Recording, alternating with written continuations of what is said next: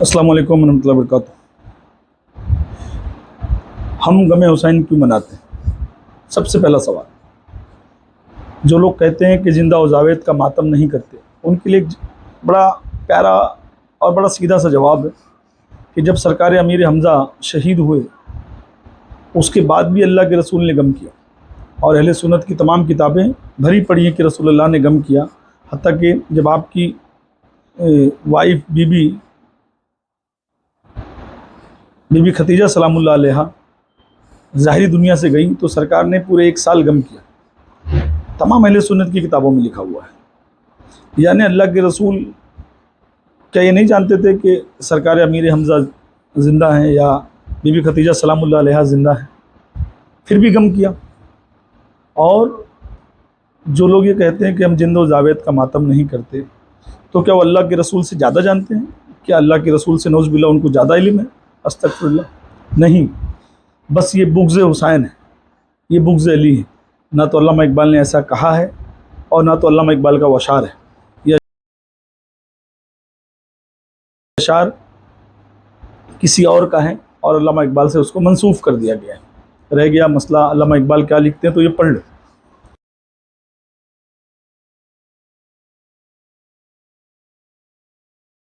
दूसरी बात यह है कि जब अल्लाह के रसूल ने गम हुसैन किया, जो कि अभी हुसैन पाक शहीद भी नहीं हुए, रसूल के पहलू में बैठे हुए हैं, अभी शहीद नहीं हुए। जिब्रील ने आके ख़बर दी कि आपका नवासा शहीद होगा, तो अल्लाह के रसूल रोने लगे।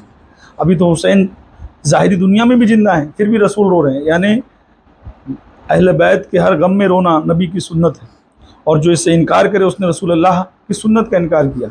जिसने रसूल की सुन्नत का इनकार किया उसने रसूल का इनकार किया। अब रह गया मसला कि हम जुलूस क्यों निकालते हैं, हम ताजिया अलम लेकर करबला क्यों जाते हैं? तो याद रखना, जहाँ पर भी दहशतगर्द आतंकवादी अटैक करते हैं तो जो मासूम मरते हैं उनके लिए एक रैली निकाली जाती है, प्रोटेस्ट किया जाता है और दुनिया को बताया जाता है कि बेकसूर लोगों को आतंकवादियों ने मार दिया। खुदा की कसम, इस्लाम में सबसे पहला और सबसे बड़ा आतंकवादी हमला अगर किसी के घर पे हुआ तो नबी के बच्चों के घर पे हुआ। और आतंकवादी जो भी थे सब छुपे हुए थे, मगर जब करबला में उन आतंकवादियों ने इमाम हुसैन और उनके बच्चों को शहीद किया, याद रखना,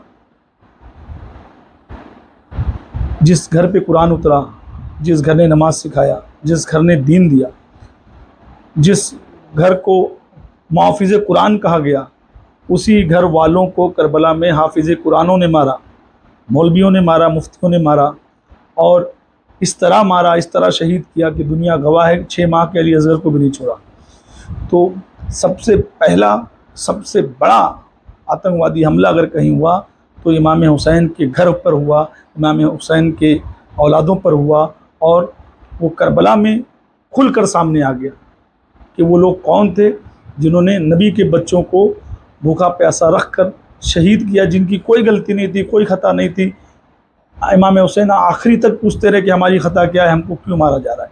मगर मुसलमानों में इतना जोश और जुनून था, इतनी लालच थी, और इमाम हुसैन को बागी कहकर कत्ल किया गया।